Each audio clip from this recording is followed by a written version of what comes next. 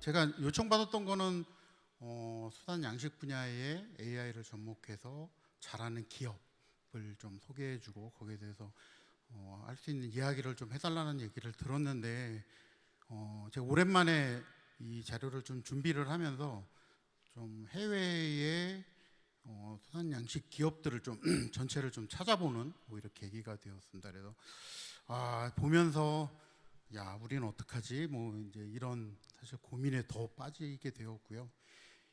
AI 분야는 사실 앞에서 네이버에서도 얘기했지만 뭐 LLM, 또 최근에 SLLM, 에이전트 로봇, 로봇에 이르기까지 굉장히 빠르게 흘러가고 있는, 또 진행되고 있는데 사실은 돈은 별로 못 벌고 있죠, 현실적으로.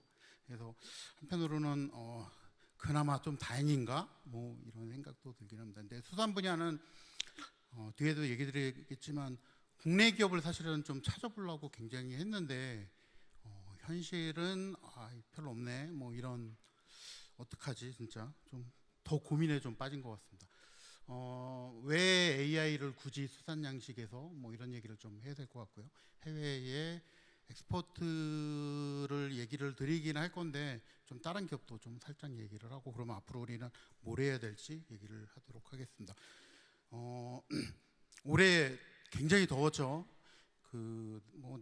사람들 얘기로는 올해가 제일 시원했어라고 얘기할 거라고 얘기도 합니다. 사실은 저희가 더운 만큼 사실 바다는 더 더웠고요. 그로 인해서 피해도 굉장히 많았습니다. 2018년도를 기억하는데 그때 수산 양식 파트가 굉장히 큰 피해를 입었는데 올해는 뭐 대략 지금 얘기하는 거는 이미 1,000억대 피해를 넘어섰다고 합니다. 근데 이게 어민의 피해일 뿐이지 전체 가치사슬 입장에서 보면 훨씬 더 많은 피해를 가져올 것으로 좀 예상을 하고 있습니다. 혹시 스마트 양식 언제부터 이야기됐는지 아시나요? 혹시 아시는 분은 계시나요? 사실 제가 수산양식, 저는 IT장인데 수산양식을 언제부터 했지라고 생각을 했더니 2004년도부터 사실은 스마트 양식이 이야기되고 있었어요. 그래서 벌써 20년입니다. 그런데 현실은 예전에 기억하실 수도 있어요. RFID 나오고 USN 나오고 최근에 IoT 뭐 등등 하고 뭐 아주 최근에는 뭐 저런 장비도 집어넣고 뭐 클러스터 양식도 하고 하는데 일부는 성과가 나오는 것처럼 되어 있지만 사실 현장에서는 여전히 잘 모르겠어요. 뭐 어려워요, 비싸요, 효과 없어요. 뭐 이런 얘기를 사실은 굉장히 많이 하고 있는 게 사실 현실입니다. 20년 동안 물론 여러 가지 기술적으로 뭐 정부 차원에서 굉장히 많은 노력을 해오고 있지만 사실은 그렇게 뛰어난 성과를 보인다고 얘기할 수는 좀 없는 것 같습니다. 저는 현장에 좀 많이 다니려고 되게 노력을 하고 현장 얘기를 좀 많이 들어보려고 하는데 뭐 얘기를 좀 해보면 대부분의 어가는 뭐 유통하고도 사실 좀 관계 있지만 내가 출하하고 싶을 때 출하하자 또는 제일 비쌀 때 출하하고 싶어 이런 얘기 많이 하고요. 그다음에 비용 운영하는데 양식장 때 돈 너무 많이 들어 이런 얘기 합니다. 그리고 뭐 기자재 좋고 AI 좋고 다 좋은데 저거 했을 때 효과 정말 있어? 내가 1억 투자했을 때 훨씬 더 많은 돈을 벌 수 있을까? 뭐 이런 얘기도 많이 합니다. 그리고 제일 많이 하는 게 이제 사료 쪽 얘기를 많이 하고요. 최근에 어떤 분들은 나 그만하고 싶어. 심지어 뭐 어차피 잘 팔리지도 않고 젊은 애들 먹지도 않는 것 같아. 뭐 이런 실험 얘기도 하고 있고 일부 이제 좀 선진 어가라고 부르는 쪽에서는 차라리 외산 사는 게 낫지 굳이 국산 왜 써? 뭐 이런 되게 좀 약간 우울한 얘기를 참 많이 하는데 왜 그럴까예요. 제가 지금까지 저희가 해왔던 방식, 기존의 아날로그를 빼놔서 뭐 IT도 넣고 뭐 해서 데이터 중심으로 해서 디지털 방식으로 해야 된다라고 얘기하고 정부도 상당한 투자를 해왔는데 왜 안 됐을까요? 제가 항상 고민이거든요. 근데 기업도 그렇고 현장도 그렇고 가보면 대부분 관리 중심이고 대부분 그 활용도나 정확성 측면에서 여전히 생각보다 정확성 별로 없어. 그냥 단순히 모니터로 그냥 추이만 보는 수준이야 라는 얘기를 사실은 굉장히 많이 합니다. 그게 심지어 뭐 사료 공급기 같은 경우도 뭐 일정 시간마다 주는 거 물론 노동력 좀 줄여주지만 뭐 그게 다야. 뭐 이런 정도의 반응이 대부분이라는 겁니다. 여기에는 사실 기술적인 좀 한계가 있었고요. 대부분은 센서 데이터를 중심으로 하는 구동하는 특히 액추에이터 같은 그런 쪽에 좀 초점을 맞췄다 보니 사실은 좀 한계가 있었다라고 생각합니다. AI를 도입하면 달라지는 거는 결국은 데이터긴 한데 단순히 센서 데이터가 아니라 영상부터 해서 뭐 필요하면 음성에 이르는 굉장히 다양한 데이터를 가지고 뭘 할 수 있다. 이게 사실은 가장 큰 차이점일 것 같습니다. 더구나 예전에 빅데이터 한참 유행하면서 나왔을 때처럼 하고 좀 다르게 더 많은 종류를 굉장히 복잡한 그 생태계를 좀 더 자유롭게 예측하고 이런 게 사실은 AI를 도입을 통해서만 가능할 수 있는 영역들이 있어서 결국은 도입 비용 대비 효과 측면에서보다 더 앞에 있는 정확성 측면, 효과성 측면의 기술을 업할 수 있는 게 사실 AI 기술이라고 생각이 듭니다. 제가 앞에서 사례를 좀 많이 찾아봤다고 얘기를 드렸는데 지금 수산 분야의 인공지능을 도입을 해서 좀 두각을 나타나고 있는 기업들, 기업 중심입니다. 대략 찾아보니까 약 한 40개 정도 되는 것 같아요. 근데 한국도 사실은 일부 기업에서 하고는 있는데 이거를 실제 시장에서 팔거나 하고 있는 기업은 거의 없고요. 대부분 해외 기업 중심으로 하고 있습니다. 분야는 이건 제가 그냥 제 나름대로 분류를 했지만 대부분 식별하고 측정하는 분야, 사람보다 좀 빠르게 할 수 있는 분야고요. 그다음에 환경하고 그다음에 어리의 행동 모니터링하는 분야, 그다음에 사료 공급 분야, 그다음에 질병 분야, 그다음에 출하하고 예측 그 언제 출하해서 얼마나 내가 수익을 올릴 수 하는 대략 요 5가지 정도 분야의 AI를 쓰고 있습니다.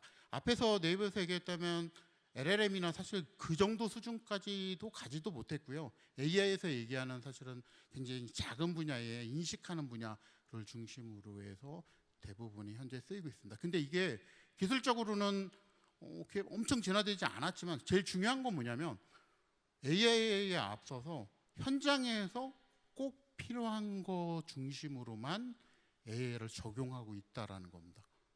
이게 이 중에서 특히 저는 사료 공급인데 단순히 시간에 따라서 주는 게 아니고 물고기의 상태를 보고 환경 정보를 해서 그거를 학습을 해서 주는 이런 식의 이제 하면 비용을 사실은 최적화도 있지만 굉장히 줄일 수 있는 그런 것도 있어서 아직은 나름 잘하고 있지만 아직은 초기 상태 정도이고 대부분 현장에서 돈 되는 중심으로 하고 있다 합니다.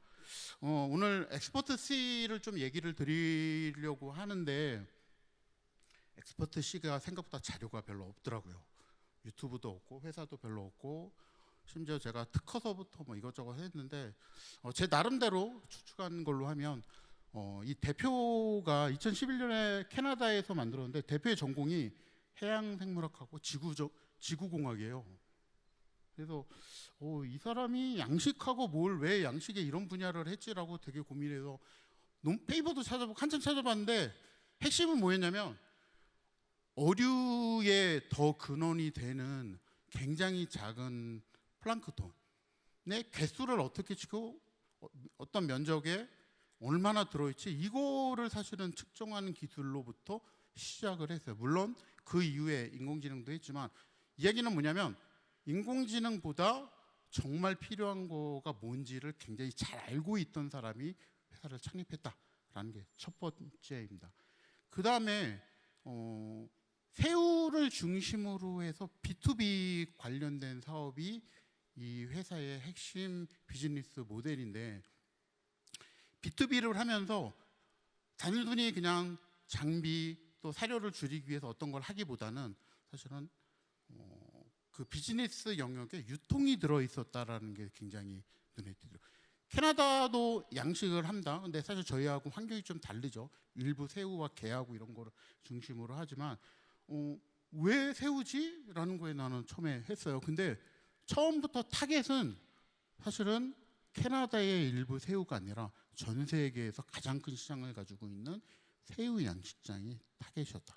즉 얘기하면 한국에 있는 기업들이 굉장히 어려운 거는 국내를 타겟으로 하는 기업인데 이 기업은 처음부터 글로벌 시장에서를 타겟으로 해서 하는, 특히 유통까지 엮는 그런 비즈니스 모델을 생각을 했다라는 게 사실은 굉장히 큰 특징일 것 같습니다.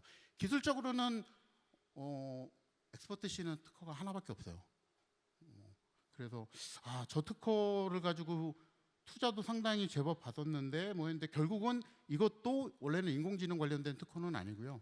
그냥 굉장히 작은 개체를 측정해서 할 수 있는 이 정도의 기술을 가지고 글로벌 비즈니스를 중심으로 해서 성공했다. 그러면 우리는 어떻게 할 거냐라는 게 사실은 중요한데 양식 분야는 사실은 굉장히 복잡합니다. 저희 생각하기에 그냥 물고기 넣어서 이게 아니고 외부 기후도 생각해야 되고요. 수조도 설계를 해야 되고 기저제, 사료, 질병, 뭐 심지어 뭐 종자, 양성회리까지 사실 굉장히 복잡한 생태계를 가지고 있는데 현재 있는 인공지능을 적용하는 수준은 각각 파트 중심 정도만 하고 있습니다. 앞으로는 이게 전체가 엮여서 들어가는 거를 분석을 해주는 플랫폼이 필요한데 사실은 전 세계도 아직은 없고요. 그래서 한국은 각각 개별도 중요하지만 전체를 좀 엮어서 할 수 있는 그런 걸 좀 했으면 좋겠다고 냉정하게 생각하면 인공지능을 수산 분야에다 적용하는 거는 한국은 뒤따라가는 입장입니다.